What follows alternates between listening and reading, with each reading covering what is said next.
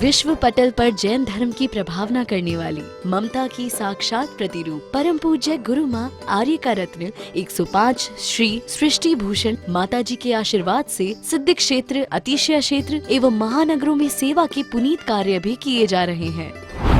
अनेक आध्यात्मिक पुण्य के कार्य, साधुओं के आहार, विहार, औषधि एवं उपकरण आदि की व्यवस्थाएं सुचारू रूप से कई वर्षों से की जा रही है। महीने में 2 दिन 3 दिन नहीं चलता, पूरे 365 दिन चौका चलता है।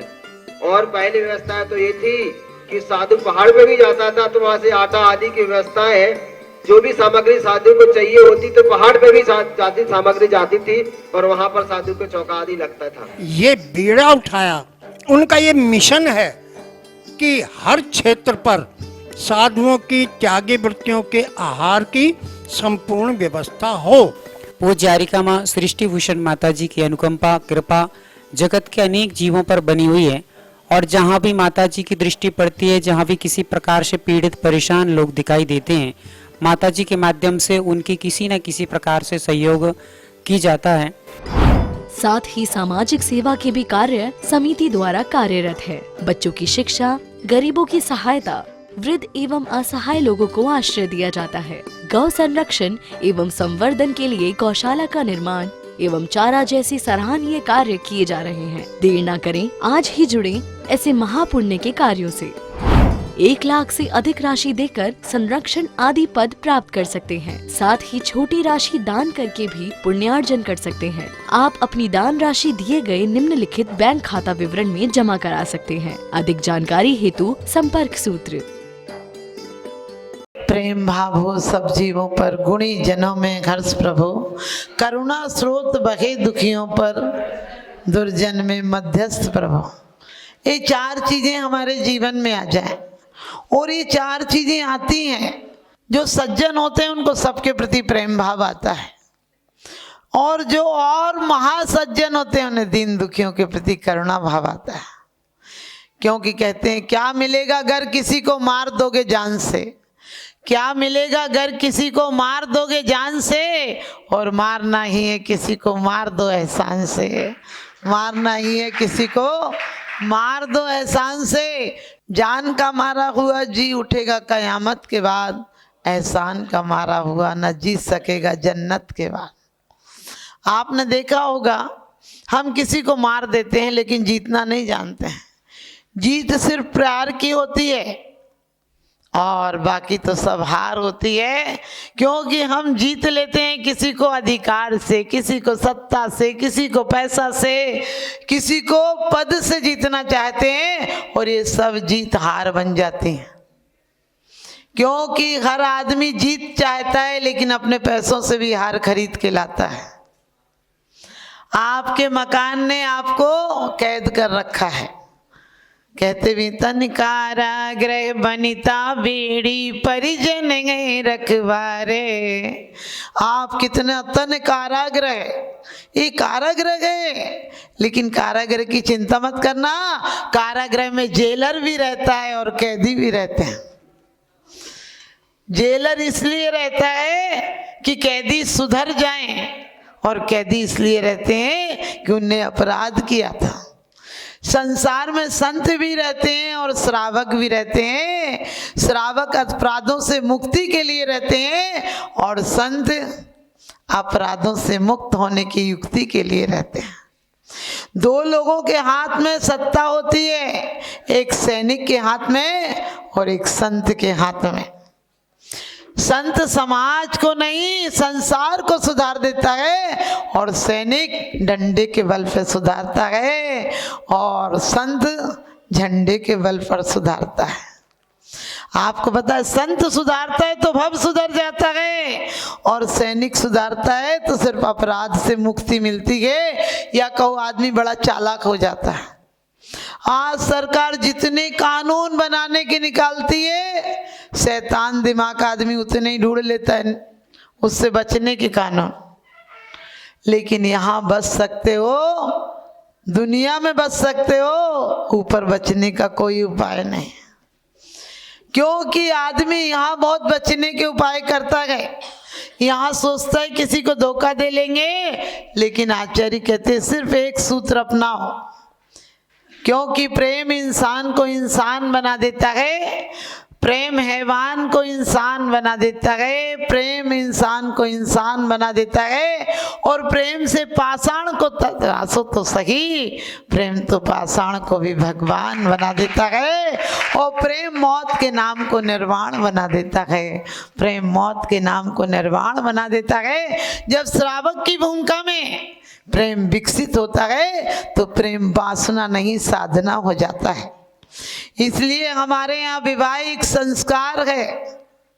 क्यों संस्कार है? क्योंकि विवाह मात्र संसार वृद्धि के लिए कारण नहीं है। हमारे भारत का सौभाग्य है कि भारत के लोग पत्नी स्वीकार नहीं करते, वाइफ स्वीकार नहीं करते, धर्म पत्नी स्वीकार करते हैं।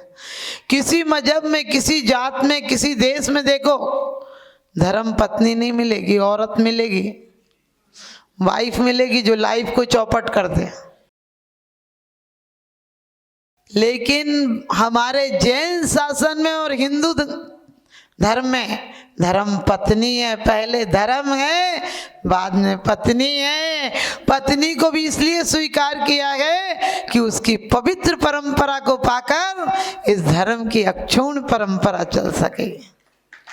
ध्यान रखना, पत्नी वासना के लिए नहीं है, क्योंकि वो तो एक कायरता है संसार की भूमिका, और हर कोई इतना पुरुषार्थ नहीं जगा सकता है कि एक साथ छलांग जंप लगा जाए। इसलिए हमारे यहाँ का निज बनिता विन सकल नारी सो रखे भी रखता।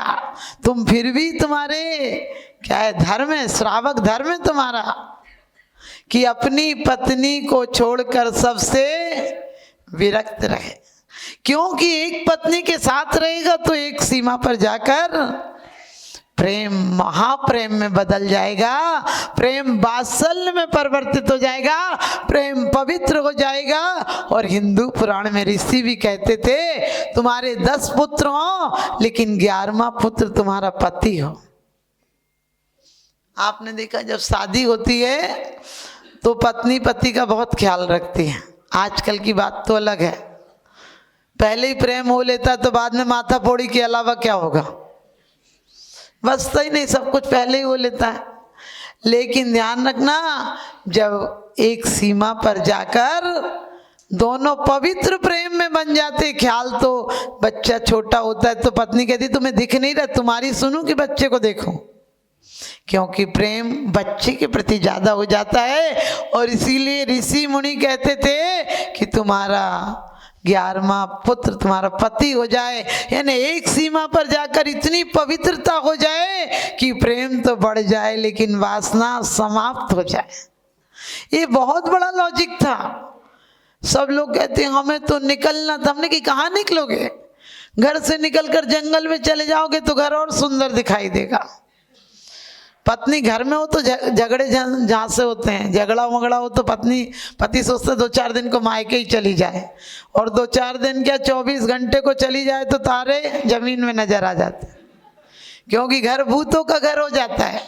आपने देखा होगा तुम घर बनाओ, घर वाले नहीं कहलाते हो, लेकिन वो बिना घर बनाए घरवाली कहलाती है, क्योंकि घर को बनाती वो है, घर उसके बिना घर नहीं है। लेकिन एक खुश मत होना कि पक्के मकान बना लो और तुमने घर बना लिया। अरे उन ईंटों से तो शराब खाने भी बन जाते हैं, उन ईंटों से तो आप समझ गए मदिरालय बन जाते हैं। पत्नी तो वो है जो घर को मंदिर बना दे,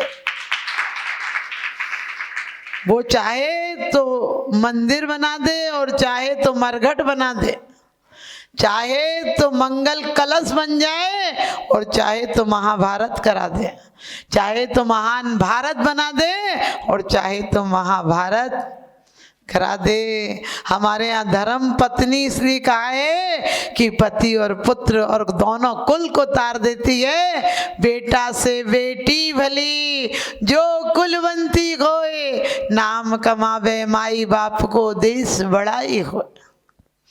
क्योंकि सबसे पहले धर्म पत्नी क्या करती, धर्म की शिक्षा देती है।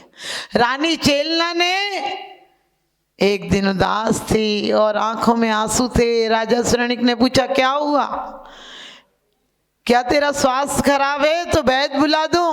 उसने कहा मगध साम्राज्ञी हूं, क्या भला कमी है, एक जरा सी मेरे रोग होने पर वैद्यों की कतार लग जाती है। लोग हमारी प्रतीक्षा करते हैं कि कब मौका मिलेगा। उसने कहा क्या तुम्हारे मायके से कोई खराब खबर आई है? उसने कहा श्री जी की कृपा है, सब कुशल है। उन्होंने कहा किसी ने तुम्हारी अवहेलना की है? उसने कहा क्या मजाल, आपके रहते हुए मेरी तरफ कोई तिरछी नजर से तो देख ले। राजा श्रेणिक ने कहा फिर क्या बात है, तुम्हारे आंखों में आंसू हैं? उसने कहा था कि बस तुम्हें देख देख कर मैं तड़पती हूं कि जो आज मेरा पति है कल उसकी गति क्या होगी। आज मेरा पति है उसकी गति क्या होगी। और एक बार नहीं, उसने कहा था विधवा तो एक दिन रो लेती है, सती तो तड़प तड़प कर तिल तिल करके जलती है कि मेरे पति की मति नहीं सुधरी तो इसकी गति क्या होगी। और एक नारी के पुरुषार्थ का परिणाम था कि राजा श्रेणिक 7वें नरक का बंद किया था और आने वाले समय में तीर्थंकर हो जाएंगे। आप कभी मत सोचना कि नारी बहुत पाप का कारण, नहीं, नारी पाप का कारण नहीं है। नारी से संस्कारित होकर सोचना, हमारे नख से सिख तक कहाँ रचना होती है, एक एक चीज तो नारी से मिलती है। माना कि पुरुष का बीज है लेकिन सारी संरचना तो नारी के अंदर होती है। इसलिए हमेशा मैं नारी से कहती हूँ कि ये मत सोचना कि तुम बस नारी हो, बच्चे पैदा करना तुम्हारा काम है, लेकिन नहीं, नारी को इतना धर्म है नारी का कि नर को नारायण बना दे, पुत्र को पवित्र आत्मा नहीं परमात्मा बना दे। कुंद कुंद की माँ कहती थी शुद्धोसी बुद्धोसी निरंजनोसी संसार माया परिवर्जितोसी। कब तक हम कहते रहेंगे हमारे भगवान ऐसे थे, हमारे भगवान ऐसे थे। अरे हर बाप का बेटा प्रमाण पत्र होता है। बेटा बाप जैसा होता है वैसे ही बाप बेटा होता है। जैसे जाके नदी नवारे वैसे ही वाके भरका, और जैसे जाके बाप मतारी वैसे ही वाके लड़का। जिसकी जड़ खोखली होगी तो पौधा क्या हरा होगा, और खोट जब सोने में होगी तो कंगन क्या खरा होगा। लोग कहते माता जी बच्चे बात नहीं मानते। हमने कि तुमने अपने सास ससुर की मानी थी जो तुम्हारे बच्चे मानेंगे? कैलेंडर तो तुम्हारा ही है, पृथ्वी में तो तुम्हारा ही है। तुम विचार करके देखना, पहले सास जैसा कहती थी वैसे ही काम हो जाता था। एक नई नई बहू आई, सास ने उसे काम दिया, बोले ले दही बिलो ले। दही बिलोया तो उसने, अब दही बिलोने के बाद तो आपको पता ही है कि मक्खन निकलता है।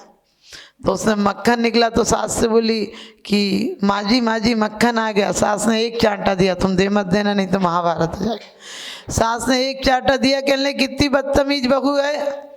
अरे जानती बाबूजी का नाम है, तेरे ससुर का नाम है, तो ससुर का नाम ले रही। बोली गलती हो गई, आज के बाद नहीं करूँगी। दूसरे दिन सास ने फिर वही काम दे दिया। बोली माँ जी, फिर बाबूजी आ गए, कहाँ रख दूँ।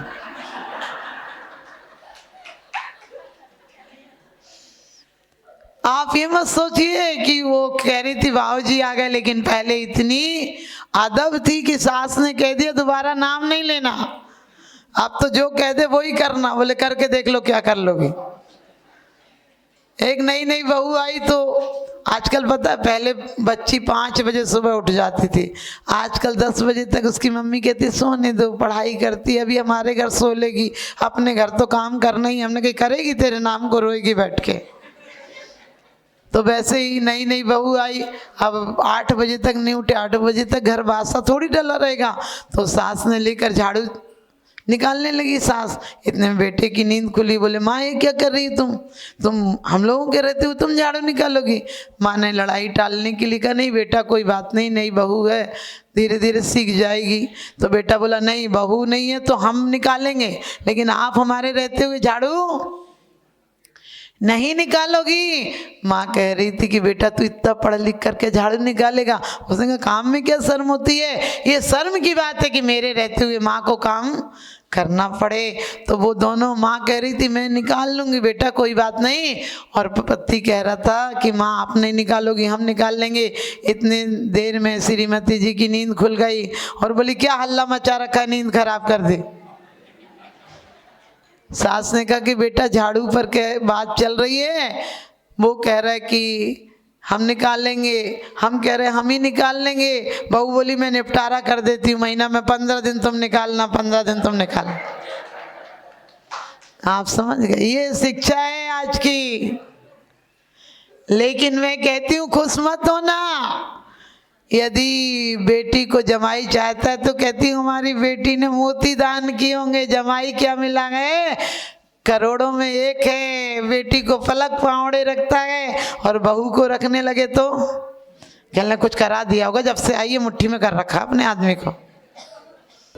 विश्व पटल पर जैन धर्म की प्रभावना करने वाली ममता की साक्षात प्रतिरूप परम पूज्य गुरु माँ आर्य का रत्न 105 श्री सृष्टि भूषण माता जी के आशीर्वाद से सिद्ध क्षेत्र, अतिशय क्षेत्र एवं महानगरों में सेवा के पुनीत कार्य भी किए जा रहे हैं।